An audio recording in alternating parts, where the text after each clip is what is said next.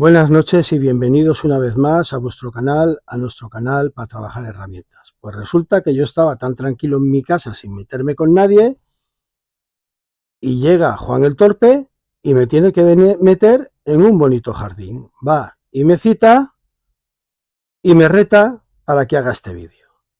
Mira, Juan, como yo, por culpa tuya, quedé mal con este hombre, con Miguel Ángel, vamos a salir mal y encima tú vas a pagar la foto. Porque a ver qué necesidad tengo yo ahora de quedar mal con Miguel Ángel. Miguel Ángel, mi amigo Juan es un liante. Es un liante al que aprecio y quiero mucho, pero es un liante peligroso, porque si no lo sabes, es el jefe de una conocida secta de WhatsApp llamada Los Gandaneros. Son unos individuos de reputación dudosa que se juntan en un WhatsApp para hablar de cuchillos. Pero bueno, como es el jefe y es el pater, pues yo no me queda otro remedio que recoger el guante y hacer este vídeo. Pero dejo claro, Miguel Ángel de Tecnofilos, no estoy comentando tu vídeo. Estoy comentando el vídeo de Juan el Torpe, ¿vale? Así, de alguna manera me pongo contra la pared y me protejo. Miguel Ángel, no tengo el gusto de conocerte, pero sí que soy asiduo de tus vídeos y te dejo claro que esto lo hago porque me ha retado mi pater usía reverentísima Juan el Torpe, pero que contesto a su vídeo y no al tuyo. Anda que, Juan, anda que en menudos berenjenales me pones, pero yo a ti no te puedo decir que no a nada. Vamos a ver, esto del coleccionismo de los cuchillos es muy difícil. Vamos a meternos ya en materia. Con todo el respeto del mundo, con toda la empatía del mundo, sin ninguna acritud y respetando, por supuesto, las posturas de todo el mundo. En mi caso personal, en el caso del que os habla, la afición por la colección de los cuchillos viene desde muy pequeños, todos lo sabéis, lo he contado en muchos vídeos ya. Con 6 o 7 años mi padre me regaló la primera navaja multiusos y a continuación al año siguiente vendría mi primer cuchillo de campamento que me lo compró mi madre. Sí, con 6 o 7 años así van las cosas, así van las cosas en los años 70. Así van las cosas, cómo ha cambiado el cuento. Mi afición a los cuchillos viene de entonces.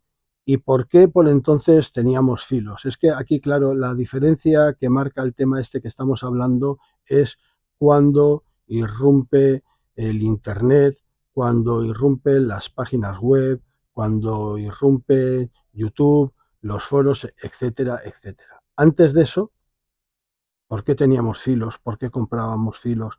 ¿Por qué acumulábamos filos? ¿Por qué recogíamos filos? Pues normalmente porque o se vivía en el medio rural o se hacían actividades alrededor del medio rural. En mi caso era el asociacionismo juvenil, las acampadas, los campamentos, luego pasó a ser el montañismo, la espeleología, la escalada y un largo etcétera que por aquel entonces entraba todo dentro de un compendio, de un paréntesis grande al cual se le llamaba aire libre, que por supuesto es una catalogación que me gusta bastante más que la de Bushcraft. En mi juventud yo no tuve a nadie que me pudiera influir sobre cómprate este cuchillo o cómprate el otro o mira qué características. No, nos presentábamos en la armería de turno. Siempre he contado con mucha gracia que yo me fui a comprar el cuchillo de la organización juvenil española, que era la que a mí me mandaban de campamentos. Fuimos al bazar, no quedaban. Mi madre, muy resolutiva, como todas las madres de los años 70, no digo que las de hoy no lo sean, como dice el humorista Mickey de Kai. Si no lo conocéis, os recomiendo que veáis los sketches que hay en YouTube del humorista Mickey de Kai. Las madres de hoy en día seguro que son fantásticas, que son estupendas, como dice Mickey de Kai, pero en mi época, en los años 70, eran muy resolutivas. Al Corte Inglés, porque en el Corte Inglés hay de todo y si en el bazar no hay cuchillo, en el Corte Inglés habrá cuchillo. Me acuerdo de las estrofas aquellas de una canción de las muy primeras de Loquillo, que en señal de protesta decía: no compres rock and roll en el Corte Inglés, o no bailes rock and roll en el Corte Inglés. Pues eso, comprar cuchillos en el Corte Inglés por aquella época era un poco peligroso. Bueno, llegamos al Corte Inglés, esto ya lo he contado muchas veces, y el dependiente dijo: pues no hay el modelo de cuchillo que ustedes buscan, el cuchillo que nos queda en estos momentos es el cuchillo Scout. Yo desde luego me puse muy estupendo y dije: no, y un cuchillo Scout no quiero. Voy a presentar yo en el campamento con un cuchillo Scout. ¿Qué queréis? ¿Que me pelen? Mi madre levantó una ceja, así como solo, no soy incapaz de repetirlo, como solo lo sabe hacer una madre, y me dijo: tú te llevas el cuchillo Scout. Y si no te llevas el cuchillo Scout, no hay cuchillo, no tienes otro cuchillo. Entre la ceja levantada de mi madre y la cara de póker del vendedor del Corte Inglés, obviamente esos fueron mis youtubers de la época. Me compré el cuchillo Scout y se acabó la historia. Creo que ya he contado que luego fui la vedette de aquel campamento, claro, porque yo era el único pardillo que me presenté en el campamento con un cuchillo Scout. Aquello fue bastante divertido, ¿vale? Porque había ese pique sano, sanísimo, ¿eh? Que habían entre el asociacionismo juvenil, entre los diferentes grupos de asociacionismo juvenil. Bueno, pues mis influencers, mis youtubers, mis redes de la época fueron el vendedor del Corte Inglés, ¿vale? Y la ceja levantada de mi madre. Y el hecho de que en el bazar de la organización juvenil pues no quedaran cuchillos tampoco, ¿no? Y ese fue el primer cuchillo que me compré, no había más. Con el tiempo ya sí que los fui eligiendo, pero ¿cómo los elegíamos? Pues nos íbamos a las cuchillerías, a las armerías, sobre todo las armerías que solían tener un amplio elenco, un amplio catálogo de todo tipo de material relacionado con la caza y, por supuesto, entre ellos la cuchillería, y le decías al hombre que había al otro lado del mostrador, al youtuber de la época: quiero un cuchillo y tengo tanto dinero. Aquel te desplegaba encima del mostrador 3 o 4 o 5 modelos de cuchillos al reglo al precio que llevabas, y tú ni preguntabas acero, ni preguntabas vaciado, ni mirabas material de las cachas. Tú mirabas el cuchillo que más te gustaba, el que intuías que te podía caer menos bronca también cuando llegaras a casa por el tamaño y todas estas cosas, y soltabas la guita, arramblabas con el cuchillo y te marchabas para casa con él, y desde luego durante una buena temporada intentabas que por casa no te lo vieran, por lo menos para que el cuchillo llegara al campamento de verano sin ser confiscado, sin ser retenido hasta la actividad en la que lo necesitaras. Esto que acabo de contar, hay gente que puede pensar: pues, pero esto viene al cuento de lo que estamos hablando. Pues sí que viene al cuento de lo que estamos hablando, porque estamos hablando de cómo se inicia nuestra afición por los filos y el problema de que se nos influya sobre la compra de los mismos y sobre la acumulación de los mismos. Mirad, las adicciones van por barrios, las adicciones van por barrios. Yo, por desgracia, yo creo que todo el mundo hemos conocido gente con diferentes tipos de adicciones, y la verdad es que han acabado mal. Esto de coleccionar y acumular, ya no filos, cualquier cosa, puede llegar a ser una adicción. Pues parece ser que en algunos casos sí, pero por lo que yo he podido asimilar y he podido ver y he podido entender, es gente que en el ADN, en su ADN, ya tiene troquelado, ya tiene marcado que es propenso a las adicciones. Escuchaba a un médico hace años decir que había gente que estaba muy enganchada al chocolate, a las pastillas de chocolate, ¿vale? Y que les intentaban reconducir sus familiares para que no comieran tanto chocolate, ya que el médico decía: ojo, ojo, cuidado, a lo mejor más vale que coma chocolate. Yo no sé si aquel médico estaba en lo cierto o no estaba en lo cierto. Estoy contando una cosa que yo escuché en su día. porque a lo mejor esta persona tiene en su ADN, tiene en su manera de ser, en su psiquis, troquelado, marcado los parámetros de padecer, padecer de adicciones y a lo mejor, si no es el chocolate, se engancha a otra cosa peor, ¿de acuerdo? Las compras compulsivas, pues parece ser que en muchos casos las compras compulsivas también vienen por problemas psicológicos que la gente resuelve haciendo compras compulsivamente. ¿Esto lo podemos llevar al mundo de la cuchillería? Pues me figuro que lo podemos llevar al mundo de la cuchillería como podemos llevar cualquier otra cosa. Mirad, yo he conocido gente que coleccionaba desde mecheros cipos hasta posavasos. Yo tenía un amigo que coleccionaba posavasos y un verano me pasé recorriéndome todos los garitos, pub y siniestros tuburios de Vigo pidiendo posavasos. Hasta que al final un día en un pub nos dijeron posavasos. ¿Qué es eso de posavasos? Mi amigo abrió la bolsa, le enseñó unos cuantos y aquel camarero detrás de la barra dijo, acabáramos, pousa vasos. Nos estuvimos riendo durante un mes. Bueno, yo he visto gente que coleccionaba cajetillas de cigarros, he visto gente que coleccionaba cigarros, vitolas de puro, candiles antiguos. Es que he visto colecciones de todo tipo. El que colecciona tiene el peligro de convertirse en un acumulador, en convertirse en un comprador compulsivo, pues me figuro que sí, pero entiendo que será porque, como he intentado decir con anterioridad, quizás un poco torpemente, porque son propensos a ello.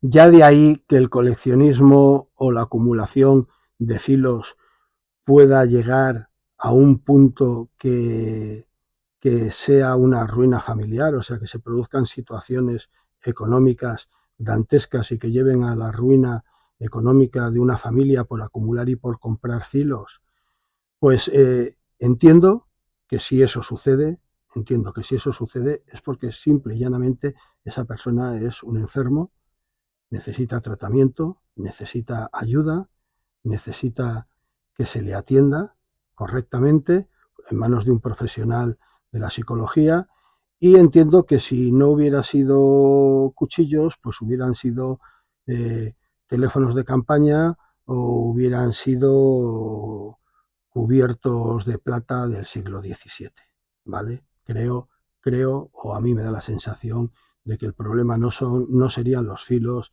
sino sería el afán de compra compulsiva, de acumular, de almacenar, de coleccionar. ¿Qué papel jugamos en todo esto la gente que creamos contenido? Sabéis que no me gusta la palabra youtuber. Y la influencia que podemos tener sobre la gente que nos ve. Y, y que podemos tendenciar a la gente a comprar cuchillos.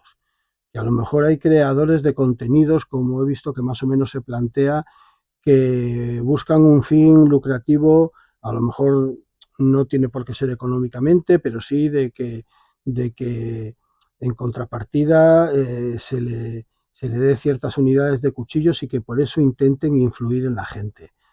Bueno, mirad, yo creo sinceramente que cada cual hace de su capa un sayo y cada cual se mete en los canales que quiere y ve los contenidos que quiere. La gente puede estar viendo nuestros vídeos, lo intento expresar muy llanamente, ¿eh? La gente puede estar sentada delante de un televisor, delante de una tablet, viendo nuestros vídeos, igual que podría estar jugando al póker online. No pocas ruinas está ocasionando últimamente el póker online desde casa, ¿eh? Ni siquiera teniendo que ir a la máquina tragaperras de un bar desde casa, ¿no? O las apuestas estas que se hacen sobre partidos de fútbol, que la gente apuesta sobre partidos de ligas de Sebastopol con Siberia, que ni entiende de los partidos a los que está apostando, ¿no?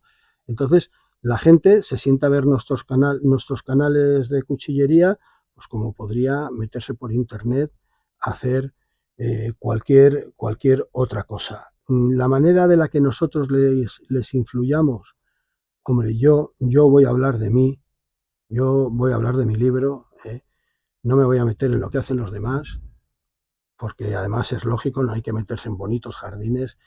Yo en mi canal siempre intento primero contar una historia, intento contar un contenido.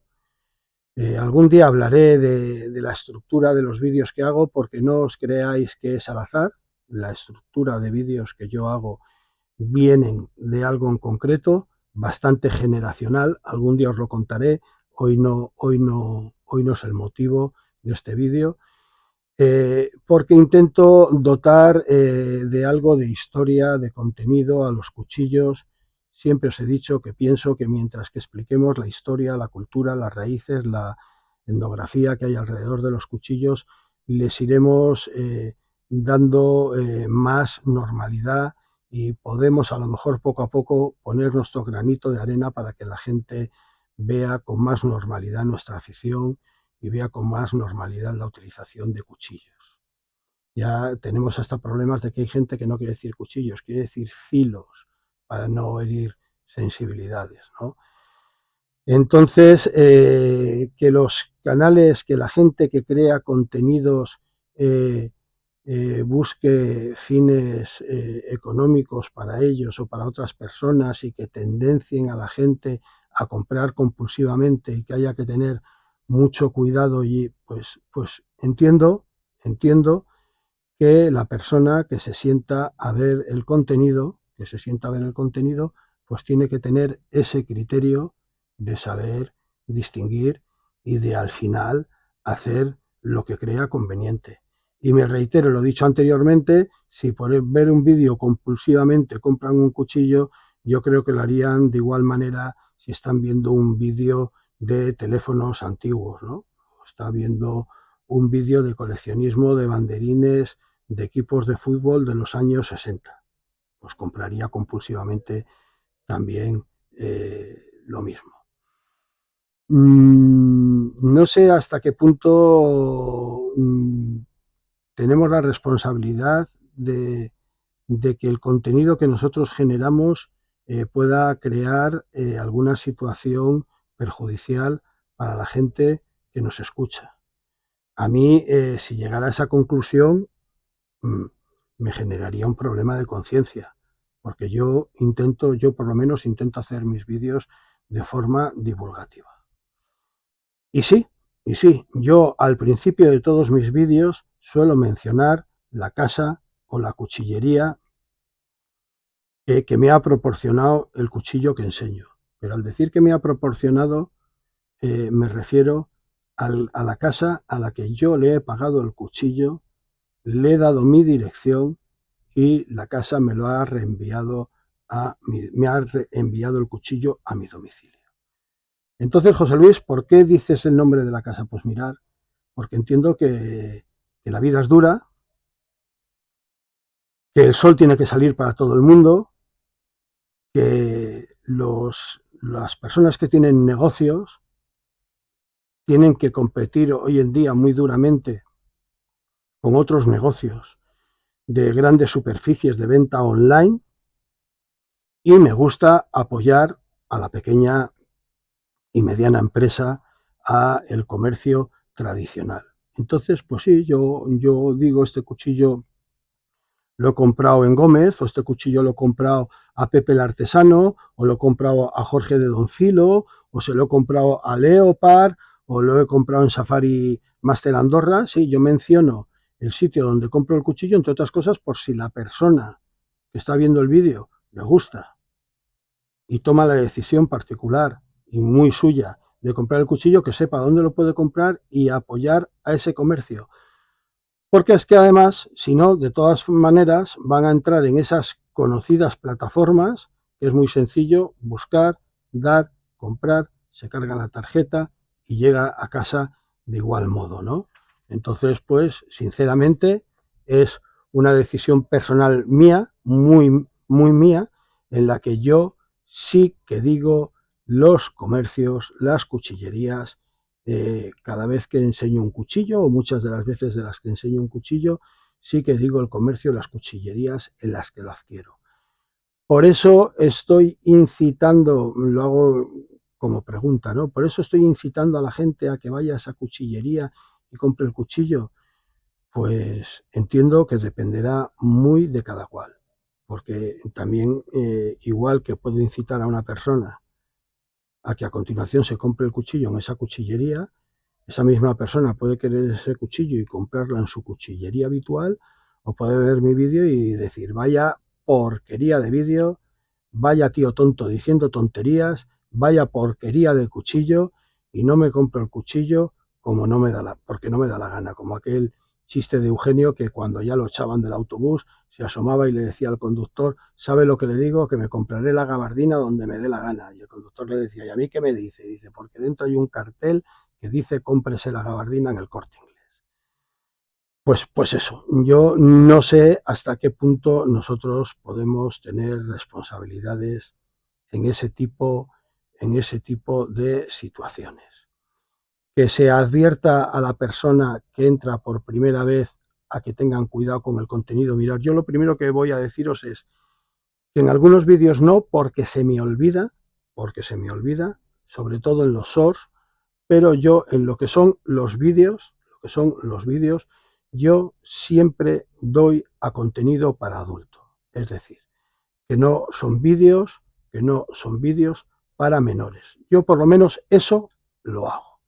En los shorts a veces se me olvida, porque los shorts los suelo subir con el teléfono móvil y a veces al final del todo de generar el short, que es cuando tienes que ir a la pestaña de no es contenido para menores, a veces se me pasa, ¿vale? A veces se me pasa, pero procuro que no se me pase. Con eso yo creo que ya creo una barrera de diferencia de que mis vídeos vayan a gente adulta y no a gente demasiado joven, ¿vale? Y luego, por otro lado, pienso que, mirar, podemos influir en la gente con nuestros canales exactamente igual que cuando se sientan delante de la caja tonta a ver la televisión. Hay anuncios y anuncios y anuncios, y yo creo que de la misma manera, o incluso más, porque esos anuncios cuestan dinerales, están muy bien hechos, están muy calculados por publicistas, por equipos de publicidad en los que entran hasta psicólogos, esos anuncios están muy bien realizados, e igual que nosotros en nuestros canales a lo mejor podemos influir a una compra compulsiva sin quererlo o sin pretenderlo, eh, los anuncios de televisión, los anuncios de radio, los anuncios de prensa, los anuncios estáticos cuando vamos, los grandes carteles estáticos cuando vamos por las autovías, pues nos pueden influir de la misma manera. Mira, yo creo que casi todos sabéis que el toro de Osborne, el famoso cartel del toro de Osborne, pasó a ser patrimonio cultural, se han respetado, no se han quitado de las carreteras como se han quitado otros, y se ha quedado como una enseña cultural de nuestro país la silueta del toro. Aún así todo, fijaros si ha pasado años y todos seguimos diciendo el toro de Osborne.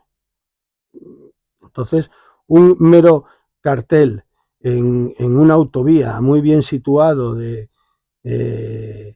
cómprese los churros en Churrería Paquita, pues puede influir para que el tío diga, churros, qué hambre tengo, coja la vía de servicio, se salga y se vaya a comer los churros, ¿no? O sea que creo que vivimos en una sociedad de consumo en la cual las informaciones de consumismo que le llega a la gente le llega por muchos sitios. Obviamente empiezo a contar mi historia de juventud porque en mi época no existía este factor de las redes sociales y del YouTube, y quien te podía tendenciar a comprar cuchillos o filos eran tus amigos cuando ibas a los campamentos y veías los filos que llevaban los otros, o la persona que regentaba la armería y que detrás del mostrador te enseñaba lo que tenía y lo que había llegado y lo que más o menos él quería venderte, y tú elegías sobre ellos. Me había colocado aquí un papelito de las cosas que había estado diciendo el Torpe, Juan el Torpe, y estoy más o menos viendo los temas que no se me debía de olvidar tratar. Yo creo que lo importante más o menos lo he dicho. El dinero, el tema económico, por los cuchillos hay de todos los precios. Los cuchillos hay de todos los precios. Los que seguís mi canal sabéis que soy muy dado a, cuando me muevo por España, en las gasolineras, en las áreas de servicio, fotografiaros y haceros vídeos de esas vitrinas de cuchillería a muy bajo costo. ¿Por qué? Pues porque precisamente siempre he defendido que es la cuchillería a la que puede llegar la gente más joven. Igual que nosotros, en mi generación, comprábamos las cintas de cassette en esas gasolineras, en esas áreas de servicio, las cintas de cassette, qué antigüedad, qué mayor soy, ¿eh? En esas áreas de servicio, pues ahora los chavales llegan y probablemente el único sitio donde tienen esa posibilidad de que haga como un poco de banderín de enganche a nuestra afición y que puedan comprar filos de una dudosa calidad o de una calidad discreta, ojo que no, que luego hay vitrinas que tienen marcas considerables, ¿eh? Pero bueno, es a un precio módico, es en esos sitios, o sea que cuchillos hay de todos los precios, hay cuchillos carísimos, yo veo a veces precios de cuchillos que me encantan el cuchillo, ¿no? Pero yo tengo ese criterio para decir, no, mira, no. Y cuando alguna vez quiero un cuchillo muy especial, pues ya sé lo que tengo que hacer.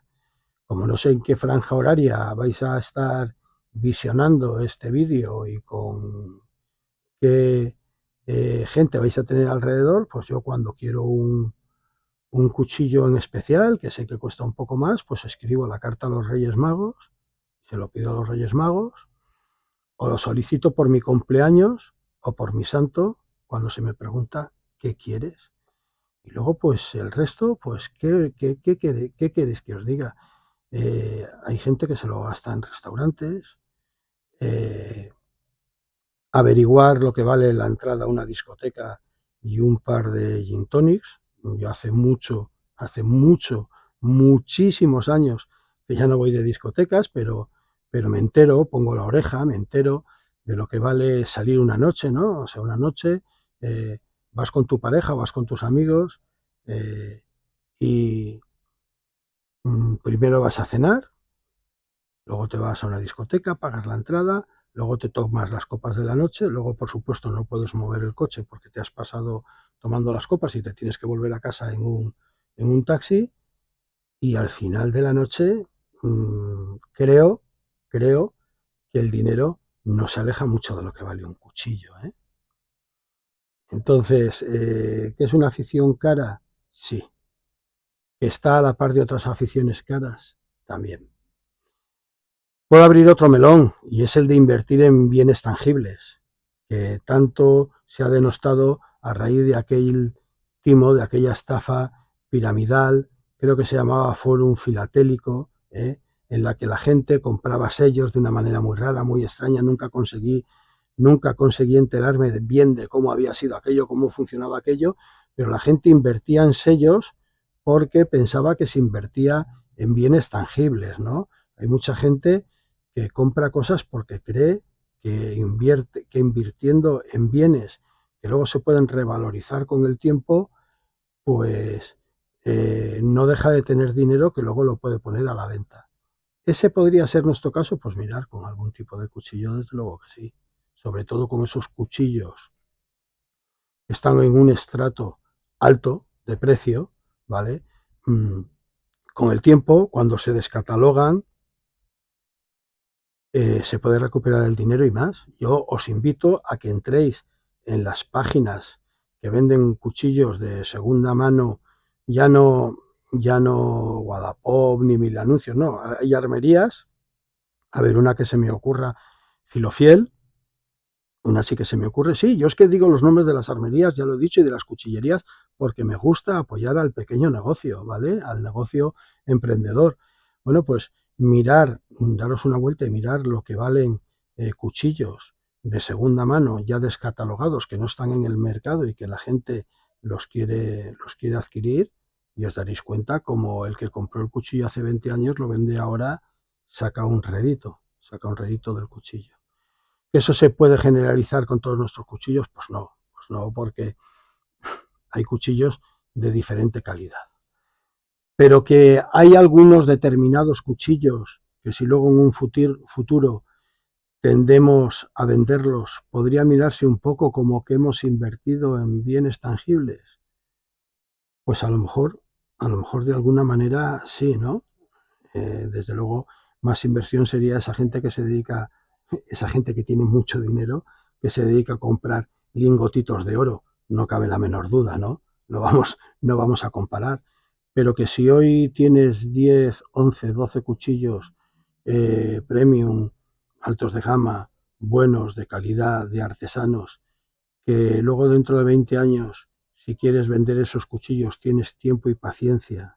Si los quieres vender, tienes tiempo, tienes paciencia y no tienes la necesidad imperiosa de venderlos rápidamente, puedes recuperar el dinero y algo más. Yo creo que sinceramente que sí. Eh, Comprar más porque van cambiando las épocas, van cambiando los parámetros y las modas de los cuchillos, los aceros que antes eran buenos, hoy ya no son tan buenos, los filos que no eran buenos, hoy antes eran buenos, hoy no son tan buenos, y a lo mejor eso nos genere la necesidad de comprar cuchillos de última hora porque lo que se hace ahora es mejor que lo que ya teníamos. Yo ahí tengo mis serias dudas. Yo lo de los 5 pecados capitales que también de la cuchillería que también explica Pedro, el tener virola, el ser mova, el tener filo afalcatado, el ser vaciado cóncavo y me dejo alguno que no lo sé, yo en eso no creo. Yo en eso no creo porque a mí el mova es un acero, siempre lo digo en mis vídeos, que con el tratamiento térmico y con el revenido correcto es un buen acero. A mí me parece un acero muy correcto. A mí me gustan los filos afalcatados. A mí me gustan los vaciados cóncavos. Y en depende qué cuchillos, una virola bonita y de un material bonito, a mí me gusta en los cuchillos. Entonces, que habrá gente que sí, que tenga la necesidad a lo mejor de por las modas de la cuchillería ir sustituyendo los cuchillos antiguos porque estos otros cuchillos que tengo se han quedado en cuchillos viejunos y ahora tengo que comprar cuchillos nuevos. Pues fijaros, yo lo veo la parte menos peligrosa de toda, peligrosa por decir algo, ¿no? Menos conflictiva de todo esto que estamos hablando, porque yo creo que realmente si alguien tiene un problema con la acumulación y con el exceso de coleccionismo y de compra compulsiva, comprará los nuevos y guardará los viejos. No, no, porque para él serán piezas de coleccionismo, ¿no? Entonces, no creo, creo que será de las partes menos conflictivas de este tema que estamos hablando. ¿Que nos podemos gastar mucho dinero en cuchillos? Pues como nos lo podemos gastar en muchas otras cosas. Yo últimamente veo algo que no entiendo y es hipotecarse, sacar un préstamo personal para que el niño tome la primera comunión. Pues mirad, no lo entiendo. No lo entiendo, a lo mejor porque en mi generación eso no se podía permitir. Tomabas la primera comunión con el traje de tu primo mayor, ibas, tomabas la comunión, tus padres invitaban a una merienda y catapum chimpum. ¿Por qué venía a hacer este comentario? Porque es que cada cual se gasta el dinero en lo que quiere, ¿vale? Y a lo mejor hay un tío que se gasta mucho dinero en cuchillos, pero no va ni a un bar, ni a un restaurante, ni a un pub, o no va al cine. Y a lo mejor pasa todo el verano con 2 o 3 camisetas de deporte de propaganda y no tiene ningún problema y invierte su dinero sin ningún problema en lo que él, y me parece perfecto, en lo que él quiere y le parece oportuno. Luego hay gente pues que es muy, entendéis esta expresión que quiero decir, ¿no?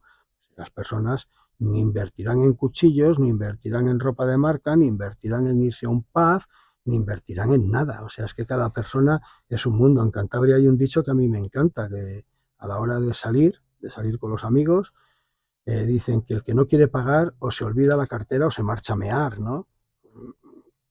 Con esto, ¿qué vengo a decir? Que sí, puede haber gente que gaste mucho dinero en comprarse cuchillos y puede haber gente que no gaste ni un duro, que vea los vídeos, que vea nuestros contenidos y que no gaste ni un duro en comprar los cuchillos. Que diga, bueno, los veo, me gustan, pero yo no me gasto ni un duro. Pueden darse exactamente las dos situaciones. Fundamentalmente yo creo que cada cual tiene sus prioridades, de que esto es un tema de actitud y de prioridades. y que invierte en cuchillos, pues el amante de la naturaleza, el amante del monte, el amante del bushcraft, de la supervivencia, del aire libre o el coleccionista. Y luego, pues habrán otras personas que invertirán el dinero y no poco, creerme, y no poco, en juguetes de chapa antiguos de la casa Payá, por poner un ejemplo, ¿no? Yo en mi época en la que más activo estaba en la espeleología, llegué a tener un arcón de material que estaba valorado en una importante cantidad, de dinero. ¿Por qué? Porque quería otro descensor más, quería otro Yumas más, quería otro Kroll más. El pato que tenía me daba la sensación de que se enganchaba cuando tiraba para desbloquearme y quería otro pato. Eh, Me habían hablado de otro pantín para la bota. En fin, tenía, bueno, pues esa afición mía era muy cara, ¿no? Con el tiempo, a medida que ya he llegado a una edad que no era tan recomendable que siguiera haciendo determinada eh, calidad de cuevas, o sea, determinada, a ver cómo decirlo, nivel elevado de exigencia de cuevas, pues me he ido deshaciendo de ese material, lo he ido vendiendo de segunda mano y lo he ido invirtiendo en cuchillos. Pues mirad, el dinero que en su día invertí en una cosa, pues luego lo he pasado a otra. Perdonad por la interrupción, como se estaba diciendo, pues yo revendí ese material de espeleología cuando llegué a determinada edad y forma física que ya no era muy recomendable que hiciera determinado nivel de exploraciones subterráneas. No lo vendí muy caro, porque ese material es muy poco prudente comprarlo de segunda mano, entonces obviamente quien te lo compra es gente que te conoce, que tienes confianza con ellos, que tienen confianza en ti, que saben cómo has tratado el material y recíprocamente, si te conocen y hay amistad y hay confianza, pues obviamente no vendes el material a un precio, pues lo vendes a precio de amigo, a precio de pues representativo, por decirlo de alguna manera, y ese poquito dinero que recogí o ese dinero que recogí lo invertí en filos, ¿ves? Pues un dinero que había invertido años lo reconvertí en, filos. ¿Existe el bushcraft? A mí de entrada ya sabéis, y es el último tema que voy a tocar, que el palabra no me gusta mucho, porque es un barbarismo. Me gusta mucho utilizar la palabra bushcraft cuando hablo de, por ejemplo, en un vídeo en la hemeroteca del canal, hace fin de semana pasado creo que fue, hice un vídeo sobre el Nessmuk y sobre George Washington, entonces sí que me gusta utilizar la palabra bushcraft porque, por Dios, ese caballero fue el inventor del bushcraft. Y el Nessmuk es un cuchillo 1000 por 1000 creado para practicar bushcraft, ¿vale? Porque fue creado por la persona que inventó este término. Para mí no deja de ser un barbarismo y me ha costado un poquito asimilarlo porque yo vengo de una generación en la que ya había un nombre para estas actividades. Lo he dicho al principio del vídeo, lo repito constantemente en los vídeos. Hay un manual que recibe el mismo nombre y es el aire libre. Dentro del aire libre, aquí se consideraban que estas actividades eran el aire libre, entraba todo. ¿Qué entraba en el aire libre? Pues en el aire libre entraba pontonería, cabullería, supervivencia, orientación, senderismo, montañismo. Era un corchete, un paréntesis muy grande en el que entraban todo este tipo de actividades. Entonces, ¿que existe el bushcraft? Pues mirar, España y la geografía española nunca ha sido, no nos engañemos, demasiado propensa a la supervivencia. Vamos a ver, una de las cosas principales, esto es el ejercicio que voy a hacer ahora es muy arriesgado, lo que voy a decir ahora es muy arriesgado, porque si, utilizando una expresión un poco soez, si nos la cogemos con papel de fumar no es así exactamente, pero ¿cuál podría ser una de las actividades, a ver, con la cautela de vida, cuál podría ser una de las actividades reinas del bushcraft? La supervivencia, ¿no?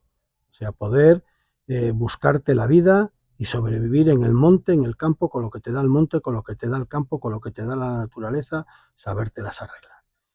Vivimos en un país que por su situación, por sus bosques, por la cultura que ha habido hacia ellos, por el conservacionismo, por todo lo que queramos decir, vivimos en un país que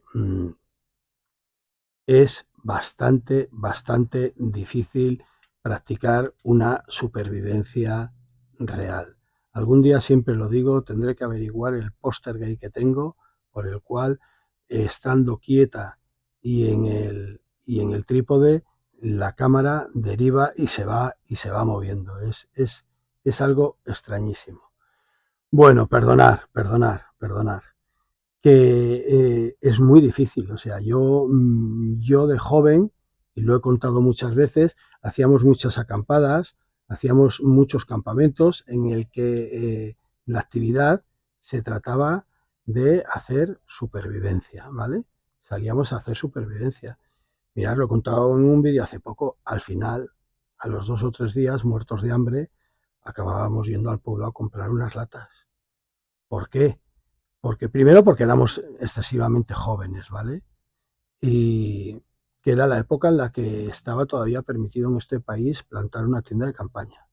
Cuando se prohibió plantar una tienda de campaña no hubo ningún problema, seguimos durmiendo en el monte, exactamente igual, pero en vez de la tienda de campaña nos dedicamos durante muchos años a vivaquear, utilizando como suelo o cubriéndonos si llovía el doble techo de las tiendas canadienses, que lo habíamos separado de las tiendas y lo llevábamos en las mochilas. Eh, mm, Estaba comentando que era muy difícil, por ejemplo, aquí en la Comunidad Valenciana, gente joven trampear con éxito. Las prácticas de supervivencia eh, básicas para poder cazar y para poder sobrevivir, todos sabemos que no, en este sentido no podemos ser vendedores de humo, ¿no? Todos sabemos que es muy difícil que tengan éxito. Hay que tener mucha práctica y ser muy avezado para trampear y cazar. Y además es que eso sí que está taxativamente prohibido. Eso sí que está taxativamente prohibido. Pero bueno, hace muchísimos años, cuando yo era muy joven, cuando no estaba, si, no sé si por aquel entonces estaba prohibido, pero no sé, no estaba tan regulado, no se miraba tanto, todavía los chavales teníamos, que lo comprábamos en las ferreterías, los cepos aquellos de pajaritos, ¿no? Hacer lazos en alguna madriguera para un conejo y tal, los resultados eran bastante paupérrimos.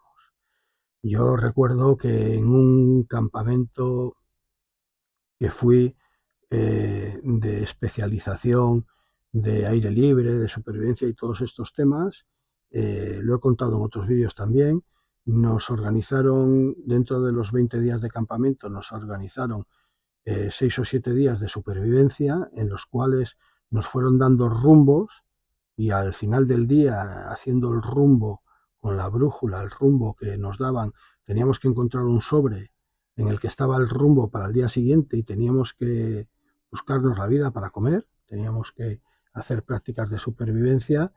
Pues al segundo, al tercer día, pues señores, lo que ha hecho toda la gente joven en los pueblos, ¿no? Pues en este campo unas patatas, en el otro unas cebollas y en aquel unas manzanas, porque no teníamos manera de conseguir alimentos de otra manera y nos estábamos muriendo de hambre. Al final llegamos hasta tocar en las aldeas, en los pueblecitos, llegamos hasta tocar de puerta en puerta. Mire, que es que soy de un campamento, estamos haciendo una actividad de supervivencia, ya llevamos 2 o 3 días, tenemos mucho hambre, ¿no tendría usted una lata por ahí que le sobrara? Y las mujeres se compadecían de nosotros y decían, hijo mío, ¿cómo no? Mira, alguna lata de atún tendré por ahí, alguna lata de sardinas. Hubo gente que hasta limpió la piscina de un chalet ¿vale? A cambio de que los 2 días que se quedaron en aquel chalet engañaron y uno de los rumbos no hicieron, mandaron a 2 incautos a que buscaran el siguiente sobre y se saltaron aquella etapa, ¿vale? Se quedaron 2 días en el chalet porque el hombre del chalet les ofreció pensión completa si le limpiaban la piscina. Hubo otra gente que se dedicó a ayudar a labores agrícolas y a cambio les dieron también de comer. Y muchos simplemente comimos porque la gente de los pueblos por los que pasamos se compadecieron de nosotros y nos daban de comer. Pensaréis, vaya supervivencia, pues escuchar una cosa. A lo mejor en este país, y las circunstancias de las características de este país, aquello sí que era supervivencia. No sé, darle una vuelta a ello, depende de cómo lo queráis ver.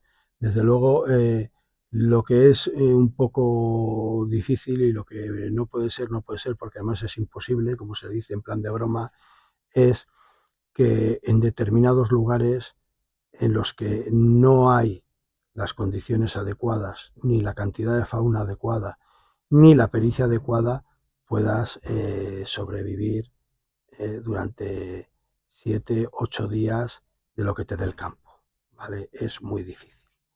Entonces, ¿el bushcraft existe o el bushcraft no existe?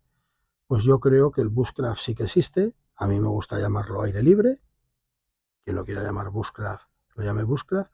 Yo creo que sí que existe, pero que en determinados países y en determinados entornos es bastante más fácil practicarlo que en otros. Y en nuestro país en concreto, por la cantidad de prohibiciones que hay, y por las características pues hay en zonas en concretas de España que es bastante difícil practicar la supervivencia. A ti que te suelten en, yo le llamo la estepa, que te suelten en la meseta castellana en el mes de agosto y ya me dirás tú a mí qué supervivencia vas a hacer allí. Por poner un ejemplo radical, ¿no? O me da igual que te dejen en pleno invierno en las Urdes o en los Monegros y ya me dirás qué supervivencia vas a hacer, ¿no? Entonces creo que en otros países es bastante más sencillo practicar el bushcraft como creo que se entiende y se interpreta el bushcraft. En otros países es bastante más fácil practicarlo que aquí en España. Y dentro de España, por supuesto, en el norte de España es bastante más fácil, según mi opinión, practicar este tipo de actividades con un éxito más o menos asegurado que en otras zonas de España. Bueno, Juan el Torpe, eres un cabrito, pero te aprecio mucho, eres un buen amigo, por eso me has mencionado y me ha tocado sumarme a este reto. Miguel Ángel, por favor, te pido que no veas bajo ningún concepto, con ningún tipo de acritud, este vídeo y todo lo dicho, que quede dicho con el máximo de los respetos y de la empatía.